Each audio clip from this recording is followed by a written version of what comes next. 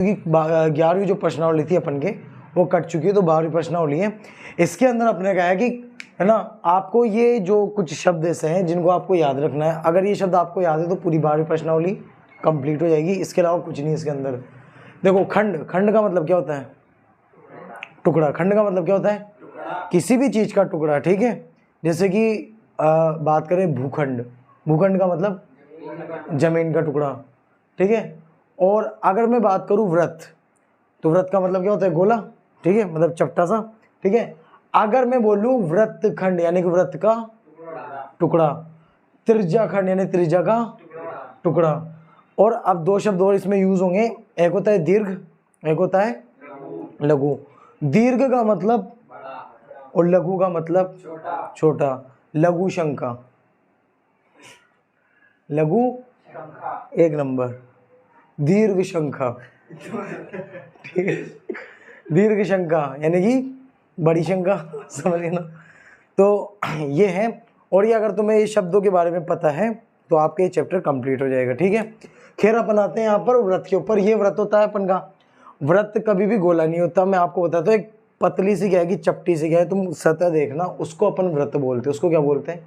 व्रत। यानी कि कागज को जब तुम निकाल के वो जो बनता है ना उसका गोल गोल, वो अपन का कहलाता है व्रत। वो क्या कहलाता है? व्रत। व्रत अगर आप सोचते हो एकदम गोला होता है फुटबॉल की तरह, तो उसकी तरह वो एकदम गलत है। वैसा अपना व्रत नहीं होता, उसको बोलते ही गोला है। उसको क्या बोलते हैं? गोला। खैर देखते हैं। ये व्रत है। व्रत का ही क्या होता है अपन का? क्या होता है? केंद्र होता है। ये क्या होता है अपना? केंद्र। अब अगर मैं केंद्र से अगर मान लो कोई ऐसे रेखा निकालता हूं तो उसको क्या बोलते हैं अपन? त्रिज्या। अगर व्रत के यहां से निकाल रहा हूं तो इसको क्या बोलेंगे? त्रिज्या। क्या बोलेंगे इसको भाई? त्रिज्या। और अगर एक को इधर निकाल दो, ये भी त्रिज्या। और त्रिज्या की वजह से जो टुकड़ा बना है इसको क्या बोलेंगे? त्रिज्या खंड बोलेंगे ना भाई। त्रिज्या की वजह से टुकड़ा बना, त्रिज्या खंड बोलेंगे। अब ये वाला छोटा है या ये वाला बड़ा है? ये वाला छोटा है, ठीक है ना। वो वाला बड़ा ही है। तो बड़ा का मतलब दीर्घ। और किससे बना है अपन के? त्रिज्या से बन रहा है। किससे बन रहा है? त्रिज्या से। तो ये वाला एरिया क्या कहलाएगा अपन का? दीर्घ त्रिज्या खंड। क्या कहलाएगा? दीर्घ त्रिज्या। और जो छोटा वाला बचा है उसको क्या बोलेंगे अपन? लघु त्रिज्या खंड। अब जाहिर सी बात है कि ये जब ऐसा बन रहा है अपने पास एकदम ऐसे करके, तो यहाँ पर एंगल बन रहा है, नहीं बन रहा है? तो एंगल यहाँ पे थीटा मान लेंगे अपन। यहाँ पे क्या मान लेंगे? थीटा मान लेंगे। इतना सा सोचना है और कुछ नहीं करना। खैर अपन थोड़ा सा आगे आते हैं। ये वृत्त ही अपना, ठीक है। अगर वृत्त को मैं यहां से काटू बीच में, तो कितने टुकड़े होंगे? वृत्त के कितने टुकड़े होंगे? वृत्त के 2 टुकड़े होंगे।